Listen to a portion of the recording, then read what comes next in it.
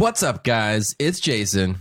I'm Jam. And we are so stoked for another episode of Podcast for Your Life, where we will share thoughts from our life for yours. And there, I'm done. I'm out of energy. Yeah, that was a very YouTuber intro. I peaked at what's up. And then it just was all downhill from there. What are we talking about today, Jason? We're going to go back to the beginning of the day and talk about breakfast. Breakfast, nice. Yeah. What the heck is breakfast? Breakfast is the first thing you eat in the day. Is that the proper definition or? That's what I'm going for. Interesting. How about you? How would you define breakfast? Yeah, I guess it is. I would say your first meal. It has to be before noon, I would say. But whatever meal you have before noon is called breakfast. Wow. Yeah. What if you have an early lunch? You better not have it too early. Although I think 11:30 is probably fine to have lunch. Yeah. So I wonder if the common idea that breakfast means break the fast. Oh, yeah. You're fasting all night. And yeah. I wonder if it comes from people who fasted all night. I mean, I think it meant that everybody fasts all night because they're asleep. It's true. Surely. That's true. Yeah. Yeah. Well, it's been a while since we talked about food. Yeah, there's actually a point where we had a lot of food episodes and food ideas, and we were like, man, we gotta space these out. It's pretty clear that we like talking about food, but we aren't a food podcast per se. We're just have thoughts about food. We have thoughts for sure. Yeah. Basically, food's pretty good, and I think we binged for a while on food. We binged on food topics metaphorically. Yeah, but we've taken along fast from them. So we figured it was time to fast. And now we're breaking the fast. That's awesome. We weren't even trying to come up with that. Wow, that was really a long explanation for that. Okay, so I'll just be straightforward. I don't like breakfast. Why not? So I think it's two things. One, I'm not a huge fan of breakfast foods in general, and especially compared to lunch, what you can't have for lunch and dinner. Yeah. And second, I think it has to do with my childhood experience. Okay. What was your childhood experience? So as a child, I did not have super memorable breakfasts. There were plenty of times where it was special to have a family breakfast and we'd make pancakes or whatever. But I think a lot of the breakfast foods we had just didn't thrill me. And we weren't able to have all the sugary cereals and stuff that they have out there. So yeah. So like I've mentioned before on the show, I think way back in Grocery Shopping for Your Life, we could only do cereals that had 6 grams of sugar or less. Per serving. So imagine having grape nuts and kashi growing up, and then looking back on breakfast. Yeah. I don't think you'd look back at it with fondness. Right. You know? Yeah. So anyway, and then and I think about steaks, and chickens, and really good salads, you know? Why would anybody want to have anything different? Yeah. To be fair to breakfast, though, I think your criticism is mostly about the American breakfast, whereas my understanding of breakfast from other places is that we kind of know ours is a much more on the sweeter side. Sure. I think breakfasts from other places actually have a lot more savory stuff to them, which you might love. I don't know. I don't know what country would be a good one to recommend from that, but you could probably switch up your breakfast approach and be a pretty happy man.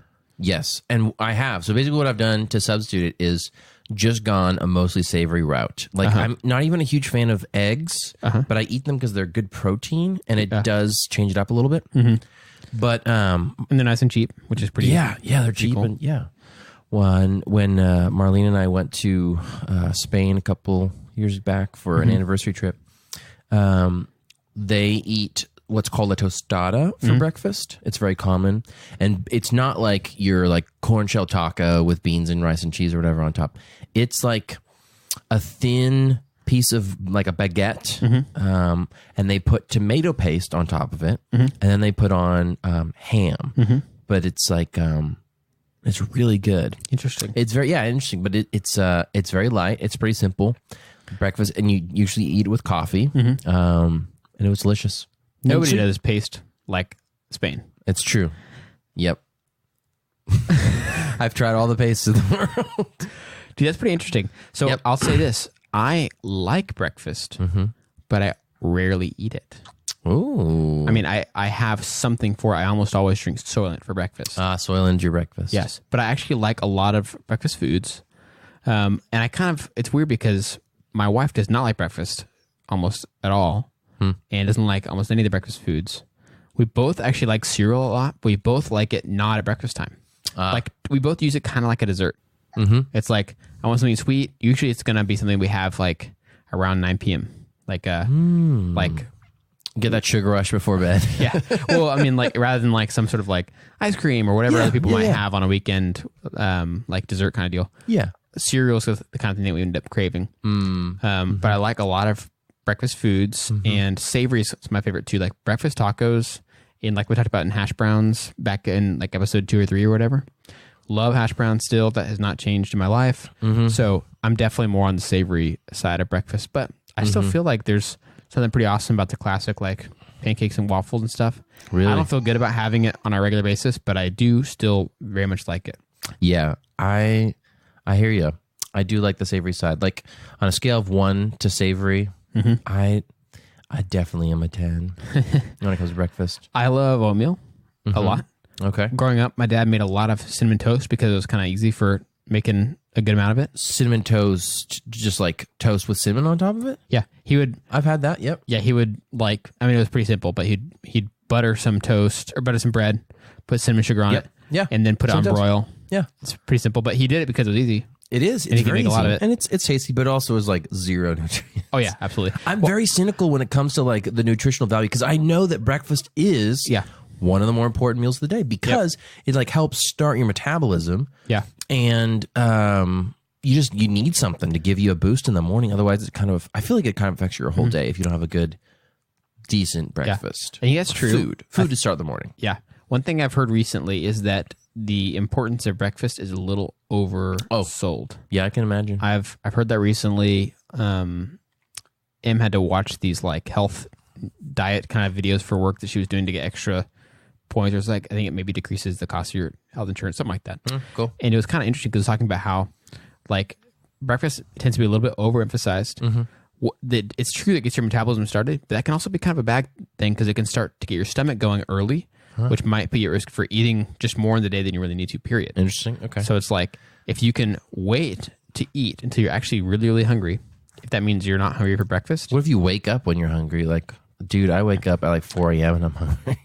Yeah, it's pretty interesting. It's probably good for you to eat something, but maybe not something massive or whatever to get your metabolism going like crazy. Yeah. But it was like, if you're really regularly not hungry for breakfast, then that's fine. Don't feel any pressure unless you like, I think some people's jobs just require them to. Like if you do something that's pretty like intensive labor wise, you probably do need to eat something, which would make sense. Some energy. Yeah. But I feel like for the most part, in both of our cases, we are like sitting at a desk working on a computer. Yeah. And it's totally fine for me to skip breakfast, and I'm not. Yeah. It doesn't affect me. So. Yep. Have some small meals. Yeah. Yeah. So that's kind of interesting. I still like it as a tradition, but it is interesting that we've kind of made it to be this like, oh, it's super important, but it's not quite that way. That makes sense. Wow. There you go. Fun facts for your life. So, about breakfast. Fast facts for your life. So can I talk about that omelet? Tell me about that omelet, Jam. Okay. So I don't love eggs. All right. One time, Jason and I and our department from work were in Orlando. And so Jason and I and our friend and coworker Steven were in the same like hotel room kind of deal. It had a kitchenette and stuff like that. So we had bought some stuff to save some money to be cooking breakfast during the week. Yep. And we basically, Steven and I let like Jason make all these decisions for us. Because I love to cook. He loves to cook. He's good at it. And I was doing the coffee side, and Steven was like, well, I'll do all the dishes. Perfect triad of it really was. Stuff. Except that Jason didn't really benefit from my coffee stuff because he's not a coffee guy. That's okay. So Jason bought a lot of different ingredients for omelets. So like you could change up your omelet each day if you wanted, whatever. And he'd just make it for you, which is like coolest thing ever. Yeah. So omelets are more fun to make than to eat, I think. Yeah. Oh, I feel the other way around, but partly because I don't know really how to make them very well. But so Jason, the first morning, I was like, I don't really know if I'm going to omelet. I'm not super big fan of eggs, but you know, it's all we got, and it's like it's cheap, it's good, it makes sense. So he was like, here's the ingredients, blah blah blah, and he's like, why not just do this? I'll make you one that's got tomatoes in it, it's got a little bit of garlic and some basil. Was that it? Maybe some cheese. And some Parmesan cheese. Parmesan cheese, yeah. And so I'm like, all right, that sounds pretty good. Yeah. Yeah. So Jason makes me this omelet, and oh my goodness, it is the absolute best omelet I've ever had in my entire life. Not to mention the fact that I don't have a very good sample size of omelets, but let's just put that aside for a second. This omelet was incredible. Every day that we were there, I had the same omelet. He got all these other ingredients, so I could have switched it up if I wanted to, but I got the same thing. And I could not get over it, and I still can't get over it. Jim he would kind of come to me with a sheepish grin and be like, you could just make me what you made yesterday. Yeah. And like, you really like that, don't you? And it's so in my mind. Like when people bring up omelets, I'm like, I almost have to like make sure I'm sitting down. I'm like, oh my gosh, I just got a flashback to that incredible. His palms start sweating. Yeah, my knees get a little weak, and I'm just like, oh my gosh, sorry, 1 second. We should have. And I have to like, I'm like, does anybody have a tissue? Cue the saxophone music. Yeah, it is like, oh man, it's an emotional experience. Wow. Yeah. Moving. I'm honored. Getting a little moved just listening to you recount the story. I wish we had Steven here because he could back me up. I think it'd seem a little bit less like crazy on how much I love it. Yeah. If there were two of us and only one of you, there was like, you're kind of like being like, it was all right. If there were two of us that were saying it was amazing, then I think you'd feel like you'd seem like you're the odd one out. Oh, thanks. Yeah, I mean, it was just a little simple recipe that I discovered a couple years ago, and man, life changing. That's just what happens with meals that you don't like. I feel like that's all I have to say about breakfast. Ending on a high note where I'm just thinking about that omelet. So here's the question I have, going back to your mention about cereal. Should cereal be considered a breakfast food? I think it's not. I think we've made it kind of just basically a dessert. But I think there are versions of cereal that are fine. Like I think it's a pretty standard oatmeal that's not like crazy sweetened and stuff like that. I think it's not that weird. It's mild. It's soft on the stomach. It's not like this heavy meal. Sure. And I think that's kind of what cereal was from the beginning. Yeah. Hot cereal was like oats and some fruit, you know? Because when I think of cereal, I think of just really sugary stuff that, you know, like, how are these kids not just like napping through first period because of sugar crash, you know? Yeah. So I'm in the same boat. Like I didn't have Cinnamon Toast Crunch until I was like 16. Really true story. Wow. And it was really good. But also I was like, I can see the sugar on these things. This can't be breakfast because it's just going to like give you a nice crash. So, so I have it as a dessert or a snack later in the day as well. So, yeah. And it's quite good. Yeah. It's quite good. Yeah. I think if you change where you've categorized it, it can totally change the meal for you. Yeah. Like, it's probably a lot of things like that, honestly. Like leftover pizza. Pizza is great for dinner as well as for breakfast. You know? Yeah. Oh, it's a little heavy. I feel like for the most part, I would go lighter. You're more of like the liquid diet. Like if they can make a pizza in a Soylent flavor. Yeah. Soylent flavored pizza. Soylent, if you're listening, think about it. At least do a little bit of testing. I would be happy to try it. That would be so. Oh, gosh. Actually, it might taste a little like that omelet. That's true. If they made it a little like that, I would definitely have it. I forgot to mention this earlier, but there was a time when I was in high school where I wouldn't eat breakfast just because I didn't like the foods. And I would eat a bowl of ramen almost every day at like 10:30, 11 a.m. And I think that was terrible because I'm not having anything nutritious till like dinner time. Well, at least energy-wise, it was carby instead of sugary. Does ramen have carbs though? Yeah. Isn't it all carbs? It's pasta. Ramen for breakfast is like 99% sodium, 1% carbs. I think it's like half and half, probably. Half and half, okay. Well, that basically wraps up this meal. Thanks for listening in. And if we've been a companion to your breakfast or lunch or dinner or your snack time, we just hope that you've enjoyed this episode. Special thanks to David in Texas for suggesting this topic about breakfast. Bon appetit, David. Bon appetit. See you tomorrow, David. And remember, don't let anyone tell you that something can't be breakfast. Chin chin.